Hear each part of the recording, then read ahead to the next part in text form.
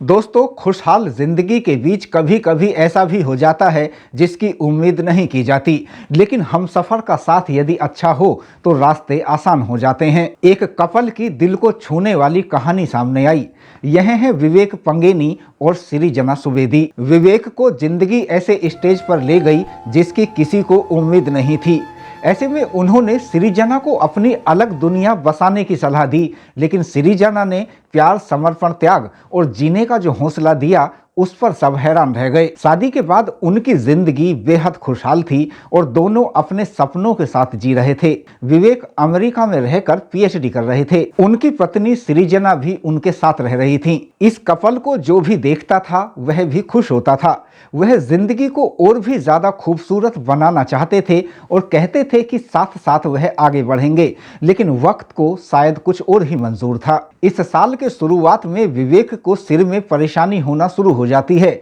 जब उनका चेकअप कराया जाता है तो यह मालूम चलता है कि उन्हें चौथी स्टेज का ब्रेन कैंसर था। इसके बाद ही दोनों की दुनिया बदल जाती है और जिंदगी का इम्तिहान शुरू हो जाता है। जब विवेक का इलाज शुरू होता है तो उन्हें बड़ी सर्जरी और कीमोथेरेपी से गुजरना पड़ता है। विवेक सृजना से यह कहते थे कि वह यदि चाहें तो अपनी एक अलग दुनिया बसा सकती हैं, लेकिन सृजना उनसे यह कहती थी कि ऐसे प्यार के भला क्या मायने जो ऐसे वक्त में साथ छोड़ जाए और दूर होने की बात भी दिल में आ जाए।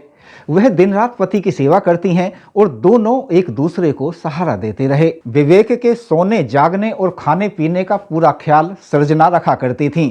बाद में स्थितियां भी बिगड़ी और ऐसा भी हो जाता था कि विवेक सृजना को ही नहीं पहचान पाते थे। विवेक के लिए प्रार्थनाएं की जाती हैं। सृजना जिस तरह पति के प्रति प्यार और सेवा का भाव दिखाती रहीं, उसकी सब तारीफ करते थे। विवेक को जीने का हौसला दिया जाता रहा, लेकिन दोस्तों अफसोस की बात है कि एक दिन विवेक दुनिया को अलविदा कर जाते हैं। दोस्तों, हर कोई अफसोस करता है कि काश ऐसा ना होता तो इन दोनों की जिंदगी खुशियों से आबाद होती, लेकिन सृजना ने जिस तरह सब कुछ छोड़कर अपने पति की केयर की, एक एक पल को यादगार बनाने की कोशिश की, उसने उनके सच्चे प्यार को मुकाम जरूर दिया। दोस्तों, वक्त यदि इनके साथ बेवफाई नहीं करता तो इनकी जिंदगी की तस्वीर दूसरी होती।